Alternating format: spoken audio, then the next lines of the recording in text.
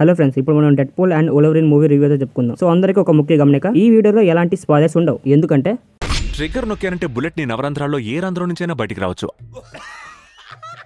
అది మ్యాటర్. అందుకని ఈ వీడియోలో ఎలాంటి స్పాయిలర్స్ ఉండవు. సో ఇంకా వీడియోలోకి వెళ్ళిపోతే, సో ఇన్ని రోజులు మీరు ర్యాండమ్ గా ఒక్కొక్క మూవీ చూసినట్టు ఈ మూవీ కూడా అలానే చూస్తే ఈ మూవీలో ఉన్న డెడ్పూల్ క్యారెక్టర్ మీకు సరిగ్గా అర్థం కాదు. డెడ్పూల్ క్యారెక్టర్ అండ్ డెడ్పూల్ కున్న పవర్స్ ఏంటో మీకు సరిగ్గా అర్థం అవ్వాలంటే డెడ్పూల్ 1 and 2 చూడాలి. సో అది చూస్తేనే మీకు 3 సరిగ్గా అర్థం అవుతుంది. అయితే మార్వెల్ ఫ్యాన్స్ కి అయితే స్పెషల్ గా చెప్పాల్సిన పని లేదు. అండ్ ఇంకొక విషయం, వోల్వరిన్ గురించి పూర్తిగా తెలుసుకోవాలనుకుంటే ఎక్స్మెన్ మూవీస్ ఉన్నాయన్నమాట. సో అవన్నీ మీరు చూస్తే టైం అయిపోతుంది. సో ఎందుకంటే ఆల్రెడీ మూవీ రిలీజ్ అయిపోయింది కాబట్టి అవన్నీ మూవీస్ చూసే టైం ఉండదు. కానీ డెడ్పూల్ 1, 2 మాత్రం ఖచ్చితంగా చూడండి. అండ్ ఇంకా మూవీ విషయానికి వచ్చేస్తే, అయితే మన డెడ్పూల్ ఎర్త్ 616 లో అవెంజర్స్ లో కలవాలనుకుంటాడు. కానీ మన డెడ్పూల్ కున్న బిహేవియర్ వల్ల తన అందుకు పనికిరాడని తనని తిప్పిస్తారు. దాంతో తన లైఫ్ లో అప్పటి వరకు చేసిన తప్పులన్నీ కాకుండా ఒక్కసారైనా రియల్ హీరోగా అనిపించుకోవాలని కథలకంటూ ఉంటాడు. అండ్ ఈ ప్రాసెస్ లో మన డెడ్పూల్ కి వోల్వరిన్ ని కలవడానికి ఒక కారణం అయితే దొరుకుతుంది. సో వీళ్ళిద్దరు ఎలా కలిసారు అండ్ వీళ్ళిద్దరు ఎందుకు ఫైట్ చేసుకుంటారు అండ్ మళ్ళీ వీళ్ళిద్దరు కలిసి ఎందుకు ఫైట్ చేస్తారు, సో ఆ స్టోరీ ఏంటో మీకు మూవీ చూస్తే తెలుస్తుంది. సో ఈ మూవీలో మనకి మెయిన్ ప్లాస్ పాయింట్ ఏదైనా ఉందంటే సో ఆ ఎంటర్టైన్మెంట్ నిరేషన్ అని చెప్పాలి. సో మూవీ స్టార్టింగ్ నుంచి ఎండింగ్ వరకు కూడా హిలేరియస్ గా నవ్విస్తారన్నమాట. సో కామెడీ మాత్రం మనకి